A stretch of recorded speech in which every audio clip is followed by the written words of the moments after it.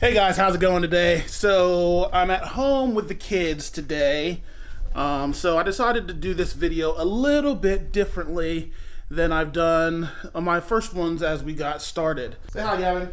Hi. Hey, I'm 4. Meet Mika. Hi. Hey, I'm 6. We're on my back deck. There's not really anything on it right now. We need to buy some patio furniture. I need a grill cover because I don't have one, so the grill can't just sit out here. That's a cool little spot back there. As you can see from my kids, you might be wondering, they're a little light, aren't they? They're half white. And I'll show you a picture of my wife here in a moment. I'm married to a white lady. And you remember, the title of this video is gonna be Being Black in a White Church.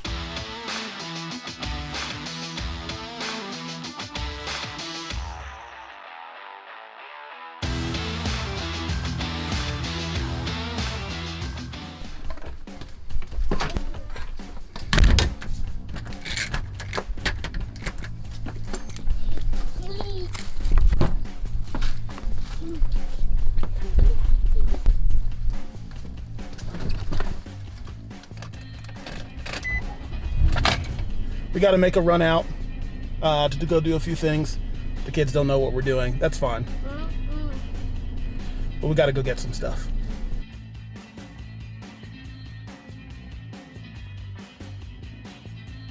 So this is my producer Sean's apartment. For the first time ever, going to be missing service. Well, not the first time.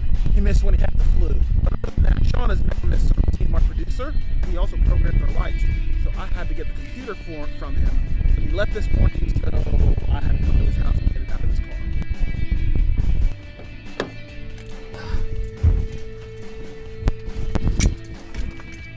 Where's the trunk button?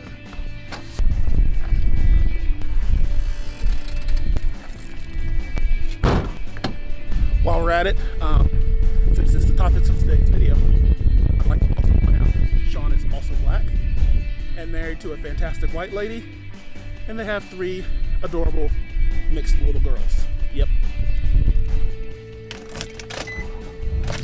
Go to Lowe's, get a few things for a project I'm doing at home. Isn't it amazing that when we were kids, we used to hate this store?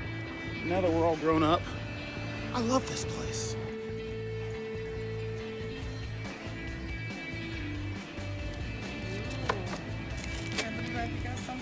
There's my Lowe's card.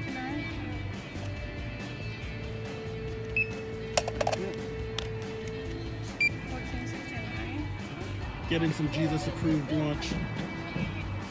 So we're home. Kids have been fed with that Jesus chicken. I think I want to film the rest of this back out on the deck. That means we got a few things to do.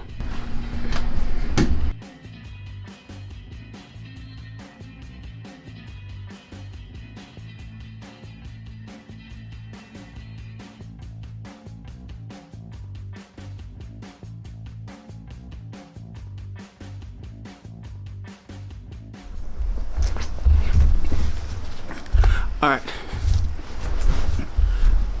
here we go. Today we're talking about what it means to be black in a white church, or white in a black church, or Hispanic in a Asian church. Skateboarder. What does it mean to be in church and to not look like everybody else who's there? I grew up in primarily white areas. We went to primarily white churches. After my dad finished pastoring, when we moved down to this small little town, it was primarily a white church, a Free Methodist church, which meant suits, ties, and everybody standing very still. My youth group was primarily white, my school was, and I experienced my share of prejudice along the way, even from people that call themselves my friends. I was token in my youth group. You know, I was the one who was different in a lot of ways. And there were a couple black people in that group, but we were all kind of set apart in some way. At least I was. I'm not going to speak for the others. At least I was. And, you know, went to a primarily white college. Pretty regularly, you'd see all of a sudden the president of the school would show up when it was me and some of our friends, and to be the black guy and an Asian guy, and all of a sudden the president's there, a couple pictures get snapped, and all of a sudden he's gone. And even in the churches that I served at after I gave my life to Christ and everything, primarily white churches. Trying to be multicultural on some level, but it was pretty normal that, oh, John's on, let's do a Kirk Franklin song. I grew up playing metal and punk and hardcore types of music. So no, I don't listen to a whole lot of gospel. Just after I started serving at a different campus and hadn't served at the main campus for quite some time and was going back down to lead worship for a weekend. And so there are some new people on the team who I hadn't met before. And one of the kids, he's probably 20 maybe, he looks at me and he's introducing himself and stuff, and I'm telling him I lead up at the Cincinnati campus. Oh yeah, cool. Well, what kind of music do you guys play up there? And I kind of looked at him and I said, well, what do you mean? He said, well, like, do you guys do a lot of Israel Houghton and stuff like that at that campus? And I got it and I smiled and I said, no man, we play the same stuff that you guys play down here every weekend.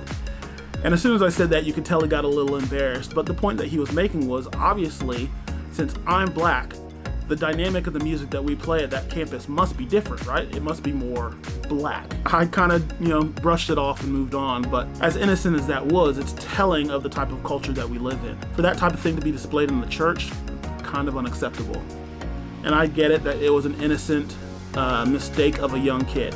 I'm black, I get it. How about you learn who I am a little bit more than what you presume that I am? And I may fit a lot of the stereotypes, it turns out.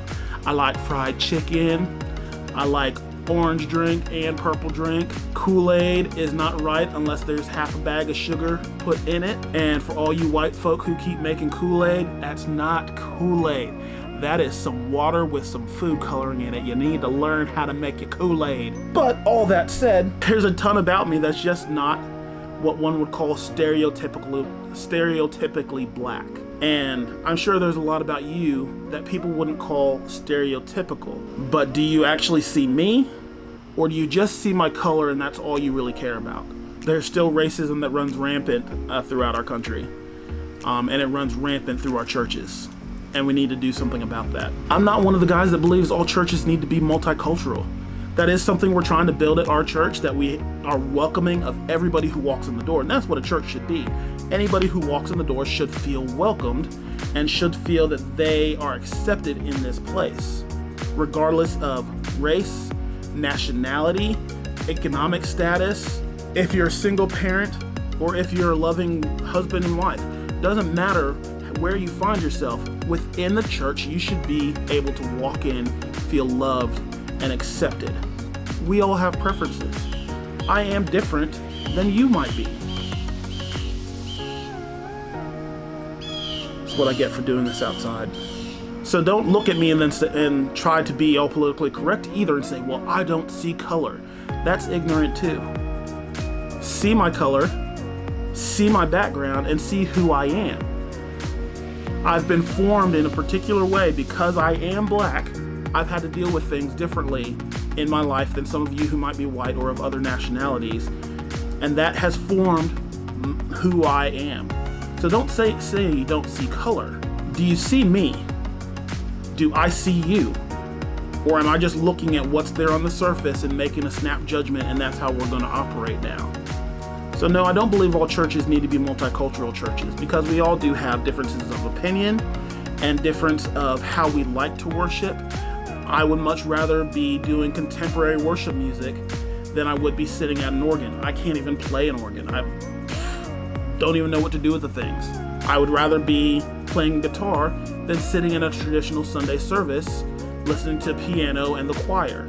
You may love being in that more gospel music environment, or you may love old traditional hymns and sitting at a piano and hearing those done with a full choir.